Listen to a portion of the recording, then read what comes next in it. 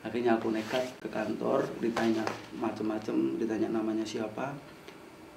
Aku bilang namaku yang palsu, namaku Pujianto, padahal nama asliku Mulyanto. Karena aku jawab Pujianto, karena dia udah tahu aku nama palsu, mungkin dia bawa dokumenku yang asli.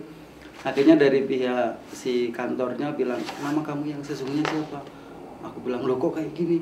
Udah jawab aja nggak apa-apa. Terus akhirnya aku jawab. Aku pikir pasrah aja waktu itu. Kalau memang aku harus pulang ya pulang. Kalau memang masih diselamatkan untuk bisa bekerja di Korea, aku ya berarti aku masih bisa kerja di Korea. Aku jawab nama yang sebenarnya, nama saya Mulyanto. Langsung dia nanya, kamu pernah ke Korea? Aku bilang, karena aku udah terlanjur jujur, aku orangnya nggak bisa bohong. Kalaupun bisa bohong nggak bisa lama. Aku orangnya kayak gitu. Akhirnya aku jawab nama aku Mulyanto, saya pernah kerja di Gyeongju. Gyeongju itu bagian kota di Daegu. Jadi aku bilang, aku pernah kerja di Korea, nama saya Mulyanto, saya kerja di Gyeongju selama 3 tahun. Terus dia nanya, kamu swasta apa resmi? Aku bilang, saya selama 3 tahun resmi. Akhirnya dia jabat tanganku, bilang selamat, ya udah kamu kerja yang baik, jangan jadi swasta, kamu nggak masalah. Nah, akhirnya aku ya senang, berarti aku masih bisa bertahan di Korea. Ini yang pertama, aku pakai nama asli Mulyanto 3 tahun, kemudian yang tadi pakai nama palsu cuma bertahan 2 tahun karena aku cuma 4 bulan jadi training, kemudian jadi ilegal. Dan waktu itu ketangkap. Jadi aku mungkin kutukan ya, yang harusnya nggak boleh ke Korea. Nggak tahu, pokoknya mungkin ya perjalanan hidup aja. Kalau manis-manis terus kan nanti orang nggak bisa sedih. Nah aku waktu itu yang swasta, yang kedua ketangkap 2 tahun, 20 bulan, belum ada 2 tahun aku ketangkap di penjara 3 hari. Waktu itu aku sempat mikir, kok aku bisa di penjara ya, salahku apa? Tapi karena banyak teman-teman yang di sana senasib, jadi aku pikir ini mungkin resiko jadi orang swasta. Ya udah saya jalani 3 hari, saya pulang ke Indonesia. Nah, sampai di Indonesia, ini berarti yang kedua kan, aku yang kedua ketangkap. Sampai di Indonesia baru 2 hari, teman saudaraku, masih saudara, datang ke rumah. Kamu gak usah takut, gak usah khawatir, kamu masih bisa lagi ke Korea. Aku bilang, kenapa? Gimana kok bisa? Maksudnya bagaimana prosesnya supaya aku bisa ke Korea? Katanya kalau sudah ketangkap harus menunggu 5 tahun. Tenang aja, kan kamu kemarin ketangkap pakai nama palsu. Nah kamu nanti datang lagi pakai namamu yang pertama yang asli. Akhirnya aku datang ke Semarang, 2 hari di Indonesia, 2 hari baru pulang dari Korea. Aku langsung ngurus bikin aku bikin SKKP, langsung datang ke Semarang. Itu program pemerintah. Kalau yang pertama, yang kedua aku program swasta, PT gitu kan. Ya yang ketiga ini program pemerintah, G2G. Lebih cepat katanya, terus lebih murah. Memang kenyataannya murah. Kalau yang dulu aku 9 juta, 20 juta, yang lewat G2G ini cuma 5 juta. Akhirnya aku tadinya sempat dicurigai, kamu baru datang ke Korea, karena melihat dari secara fisik aku masih bersih dibanding calon-calon TKI yang lain kan kelihatan sudah kusut-kusut. Di Indonesia lama mungkin panas kan, sementara aku baru 2 hari masih bersih, masih rapi, baju-bajuku masih bagus, semuanya merek Korea. Akhirnya si petugas dari G2G itu bilang, kamu baru pulang dari Korea? Aku bilang, enggak, lihat aja di paspor. Karena yang paspor saya sodorkan Korea yang pertama, yang 3 tahun yang 2 tahun yang lalu, yang waktu itu 3 tahun. Akhirnya selamat, diterima. Tapi sampai di luar kantor teman-teman juga pada nanya, Mas kamu udah datang dari Korea? Aku bilang, enggak, udah lama. Enggak mungkin, pasti ini baru datang. Karena aku masih benar-benar masih bersih waktu itu. Akhirnya aku jujur lagi, nggak bisa bohong kan. Ya aku baru pulang 2 hari. Kok kenapa berangkat lagi, gini macam-macam. Ya pengen aja. Akhirnya dengan proses yang G2G itu aku menunggu cuma 6 bulan, berangkat lagi ke Korea. Ini yang ketiga. Yang ketiga berangkat lagi ke Korea, juga masih bisa ketemu teman-teman yang lama kan. Loh kok kamu datang lagi, katanya.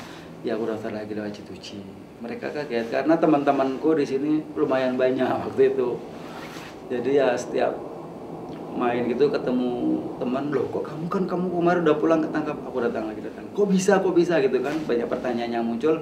Aku jawab dengan sejujur-jujurnya bahwa nggak tahu, ini mungkin rahasia Allah ya.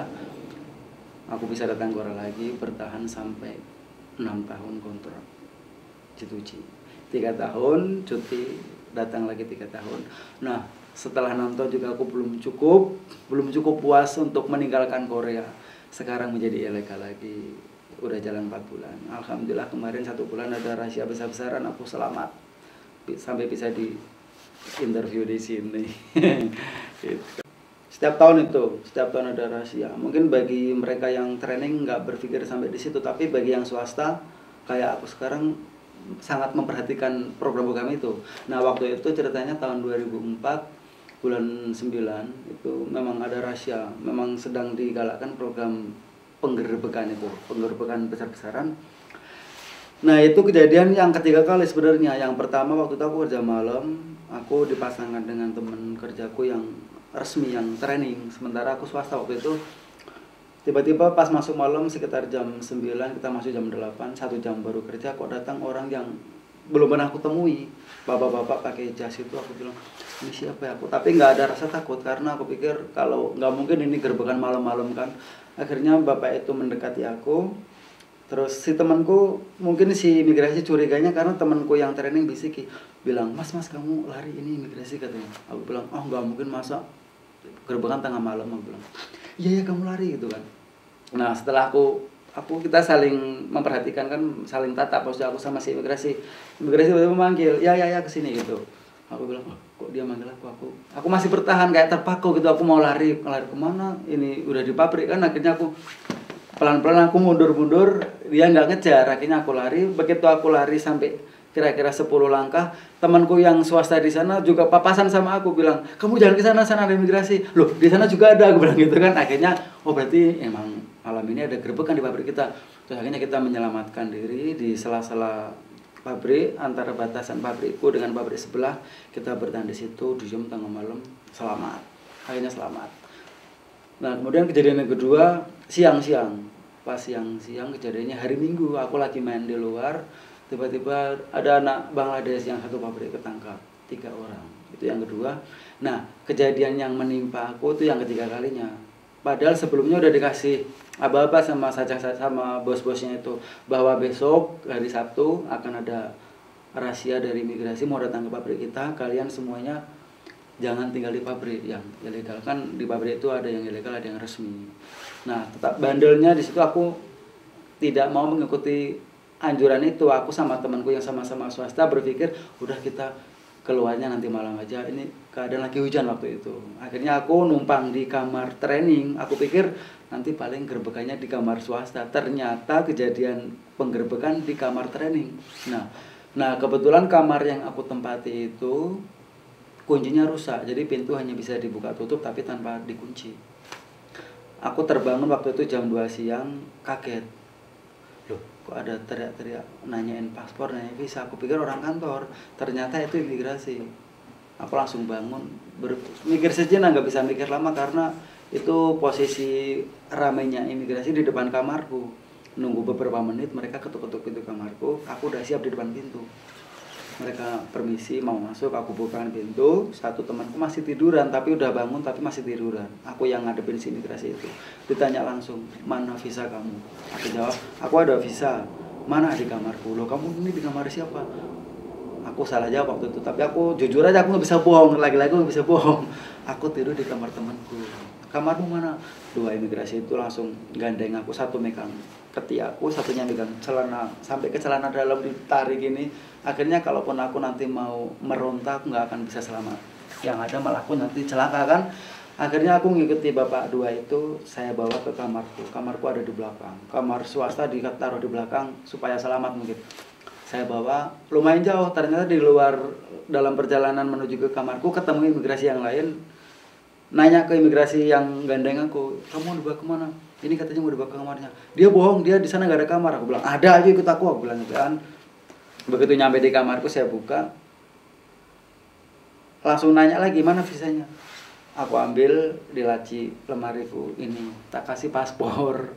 Ini bukan visa, ini paspor. Ya saya tahu ini paspor, tapi aku punyanya ya paspor ini. Visanya mana? Visaku nggak ada. Akhirnya, oh kenapa nggak bilang dari tadi? Aku ketawa kecil, langsung dibawa, digiring ke mobil, masuk. Ada temanku 5 orang waktu itu yang tidur sama aku 1 orang, yang lagi kerja 2 orang, satu lagi yang sudah keluar dari pabrik, masuk main ke pabrik, akhirnya kenal. Akhirnya kita satu pabrik ketangkap 5 orang.